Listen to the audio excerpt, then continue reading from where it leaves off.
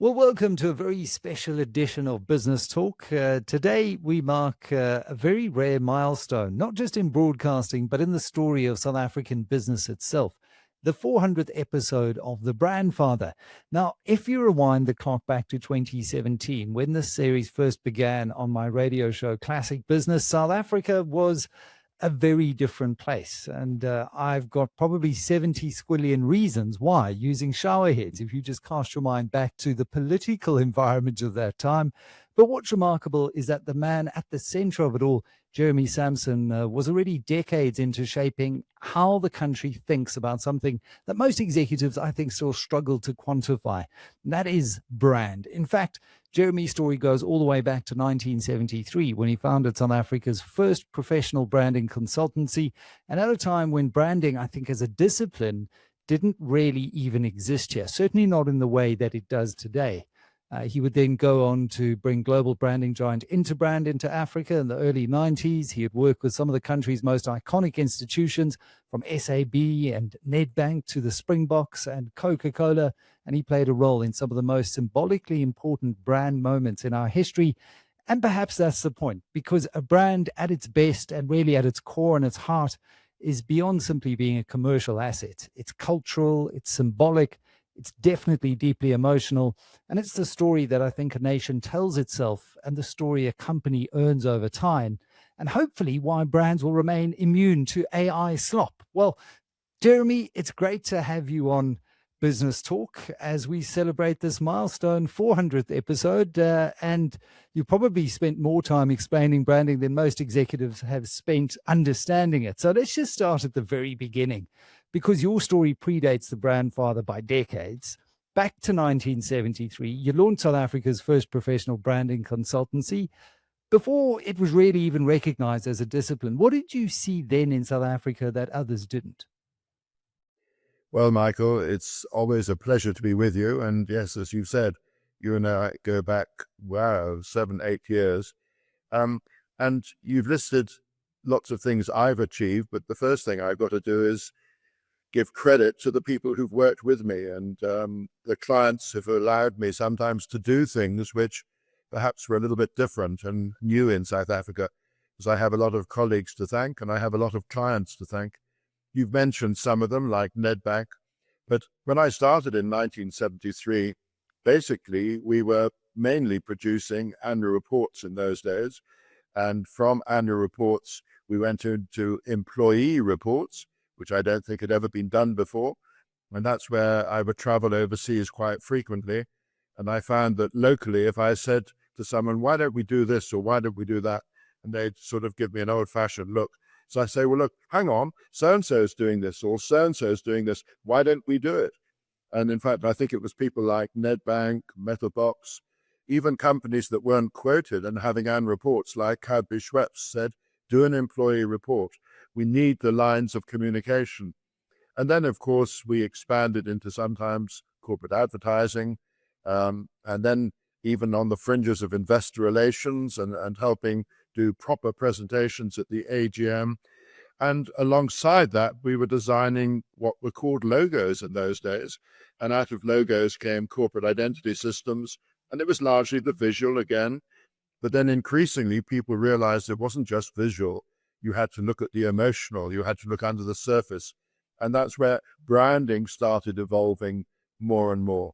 And through my links then to Interbrand in London had started in 1974, just after me, which I can still joke to John Murphy, the founder of Interbrand, about, because he and I became friends.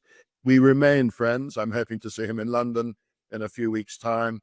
And John was the founder of Interbrand, which started again as a branding company, but he started as a valuation of brands company, and he was the pioneer around the world. He and Michael Birkin, who was from PwC. John Murphy came from Dunlop, the tire company, where he was in the strategic department. And out of that grew Interbrand, and also alongside it, creating names for brands. You know, if you look at the Land Rover Discovery, that was one of their first names. If you look at all sorts of different brands, they created those first names. Even the Ford Mondeo was their name. as John Murphy said, the brief was, we want a name for a European Ford. Well, in Europe, what do? They stick an O on most words. So we've got Mon for Monday and AO, and there's the O at the end. So, but we had a lot of fun, and that's really how it started. But as you rightly say, in those days, the value of companies back in the 70s was tangible assets, and tangible assets would often make up 90% more. In other words, the bricks and the mortar and the machinery, whatever. Whereas today, fast forward to where we are today, if you look at the top companies around the world, you look at the market cap, on average, the intangibles, of which obviously brand is a major part, might well be over 30%. You look at the top 7 tech giants in the United States at the moment, the percentage of intangible value within their market cap is absolutely humongous. And that's where the whole thing has changed over the last, 40, 50 years. And what hasn't changed is the core tenets of what makes a brand successful. And you often reference it on the show, and that is relevance. And I think that's something you certainly brought to the Classic Business Show when we launched the Brandfather back in 2017. I still recall the conversation we had in a cafe in Bromfontein. I'd only been in the hot seat at Classic Business for a couple of years. And you were one of the first people to really come in and say, we really need to have a proper conversation about, this intangible value that sits on balance sheets. And out of that, the Brandfather was born. But I want to go back even further, because your career actually started in Fleet Street, didn't it, if I recall correctly? So, I mean, given that and that lens of branding, media, communications, how have you seen the space evolve in a world that is now confronted by AI and artificial intelligence, and everyone's wondering what is it going to do to the marketing function? How are brands going to embrace a world where you can generate a logo or a CI or anything using this artificial intelligence? I still look at it and I think, but you can see it's AI developed. Often, if it's just stripped directly from AI and slopped onto the internet, you can see it. It doesn't have, for me, the same heart and soul as something that's developed by a human. Wow, that's quite a question. And that's another reason I've enjoyed working with you, Michael, over the years, and with your predecessor, Mr. Gleason, who was a friend, because working with people like you keeps my brain sharp as well. But as you say, it's all about relevancy. Keeping relevance, you and your program, your listeners staying relevant. And one of the things that I got involved in a few years ago as a visiting professor at Graduate School of Business, Cape Town, where Tom Ryan, who was running the EMBA program, said, I want you to involve Jeremy to tell your war stories. And he appointed 3 visiting professors together. One of them was Roger George from Deloitte Consulting. The other was the great Clem Sunter, who sadly left us a couple of weeks ago, and myself. And I said, what am I doing with such august company? And Tom said, because you have war stories, Jeremy. It's as simple as that. Fast forward, and as you say, I once gave a lecture in Geneva 3 days after 9/11. I flew to Geneva to speak at a WIPO conference, and my theme was to talk about branding in the digital age. I think if we looked at that lecture today, we'd think, well, this is from the dark ages, because AI, well, that wasn't around. In fact, how long has AI been around to the man in the street? It's only something perhaps the last, 1.5, 2 years. Whereas if you talk to the pundits and you listen to Peter Thiel and people like that, they'll say, well, it's been actually around for 5, 6 years. But it's turning everything in its head. And as you say, it's coming back to how do brands stay relevant? And it's very challenging because we talk about 2-speed economies. Well, at the moment, the globe is working at all sorts of different speeds in different geographies. And that's one of the big challenges of the marketing department of major brands, is to adapt their brand to these different geographies and make sure they remain relevant. We know that working in South Africa is very different perhaps to other parts of Africa, let alone when you come to Europe or the States. And then you have all the wars that are going on at the moment. How do the brands stay relevant? How do they keep in people's pockets, as it were? it's very, very challenging. And that's where with brands, certain things will come and go, but the basics stay the name, as you rightly say. What is the brand name? What does it look like? What are its values? Does it have a mission and vision or whatever? And you have different brand models, that's all right. You might talk about the brand purpose. You might say, well, how could I survive without that brand? You and I know, again, that we've talked often about going into a shop and we want our brand, and we won't be promiscuous and try something else. We'll say, well, if you haven't got my brand, I'm leaving. I'll go and find it somewhere else. And that's where, if you can get that loyalty, and that's where in business terms, if you've got strong brands now and you have a loyal customer, you have consistency. You know, in business, one of the key words after trust and branding is consistency. And a strong brand will give you that consistency. And this is where, again, you've got to nurture it. You've got to invest in it. You've got to have professionals running it. And you've got to adapt now to the challenges of AI or Grok or Truth or X or whatever. And that's a challenge. And all the misinformation that's coming out now. After all, marketing is war. And if I don't like you, no, I can send rumors around the side. Oh, you've done this or you've done. And this is where, especially on X, there is so much at the moment misinformation and basically people who almost should be locked up because they're spewing out, well, in political terms, they're trying to be divisive, they're going to cause trouble and whatever. And this is one of the challenges of any brand now. It's got to keep true to its DNA. To its DNA. And as you were saying all of those things, I just kept on thinking of Tiger Brands. And we've been critical of Tiger Brands over the years, the way it handled the listeriosis crisis, various CEOs going into jaunts in Nigeria, unsuccessfully coming back, the tiger with its tail between its legs. But the current CEO certainly seems to understand the power of some of those, what you would call legacy brands in FMCG speak, in his stable.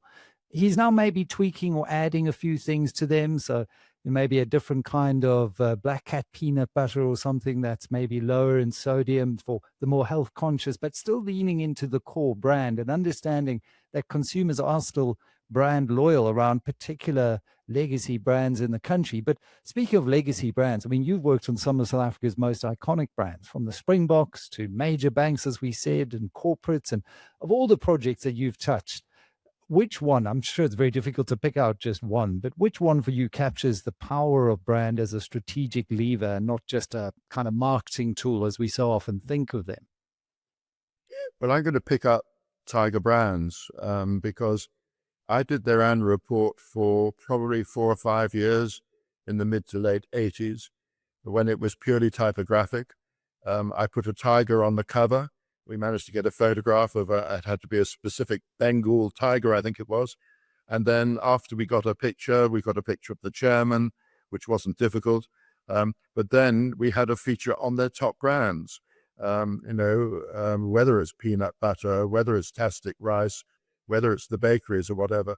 So that was interesting because we evolved it and we added in photography gently, but featuring their key assets. And this was in the days of the Frankel family still, and Clive Walpert was there as the CEO. But they had as a head of comms a certain Patrick McLaughlin, who's now retired, living down in Hout Bay. He's a political columnist. But Patrick understood that we had to now showcase Tiger as it was, Tiger Oats and Milling in those days. So I think that's one. You've alluded to probably the best known one in South Africa is my involvement with the Springbok, where working with Louis Late, and I worked with him for over 20 years. I'd worked with him on his annual reports at Triumph Fertilizer, if people can remember that, back in Potchefstroom. Then he moved into Ellis Park, became the head of South African rugby.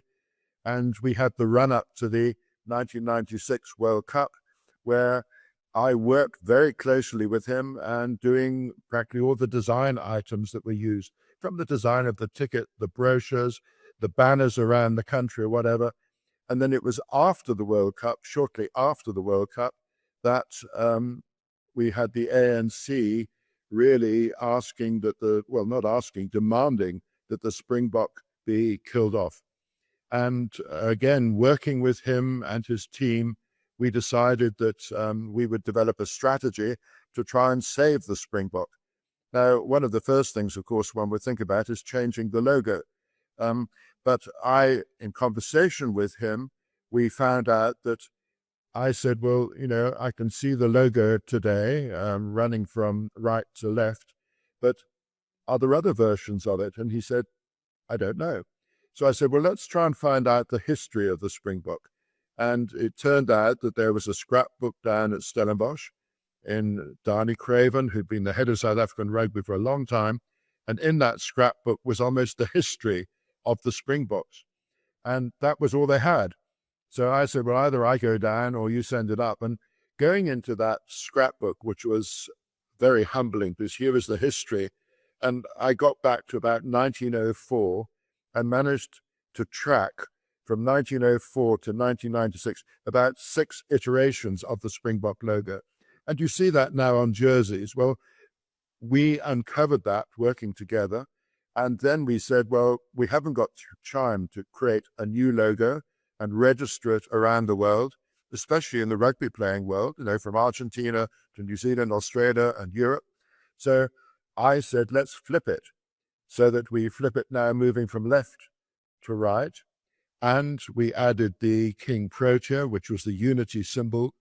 And then we actually developed a strategy to explain our thinking, that this was now a symbol of the new Springbok. We also talked about gently and very carefully about brands that evolved over time. People forget that the Volkswagen came from Hitler's early days in the mid-30s. Hugo Boss was, well, the uniform of the German soldiers. And there are a lot of fantastic brands today that have evolved. So the argument that we developed, and I wrote a commentary, in fact, I wrote 2 commentaries, one which was quite hard-hitting and one which was more gentle, and gave it to Dr. Late. And he chose the one he wanted, and which was the more gentle one, I have to say. And we then started marketing the new Springbok. And that's how we developed the whole thing. And now today it's history. Now I know some people say to me, how could you have done that? And I said, well, in effect, we saved the Springbok. What we You did saved then, the Springbok. Yeah. Yeah. People realize today now what a fantastic brand it was, coming apparently originally back in the 1897, 98. As I say, the first logo we found was about 1904, but tracking it along. And that's where brands have to, coming back to what you said earlier, stay relevant. They have to morph into the new needs. And that's where they have to adopt digital and today AI. And where's that going to take us? Well, who knows? Yeah. Well, I mean, as we were saying, the big question for me is whether AI will strengthen brands through this kind of hyper personalization that it offers. Because let's face it, no individual will be able to gather all the information on every single consumer, or no corporate will be able to do that through a team of individuals. But AI can do that.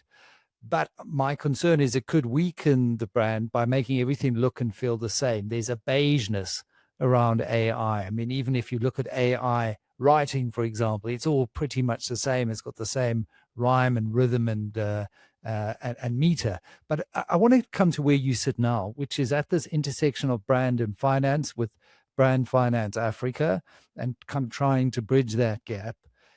Is there a danger, and I'm going to ask a rather maybe controversial question for you, Jeremy, that trying to quantify brand too precisely actually diminishes its power, because not everything that counts can be counted, and not everything that's counted actually counts at the end of the day. So how do you get around that?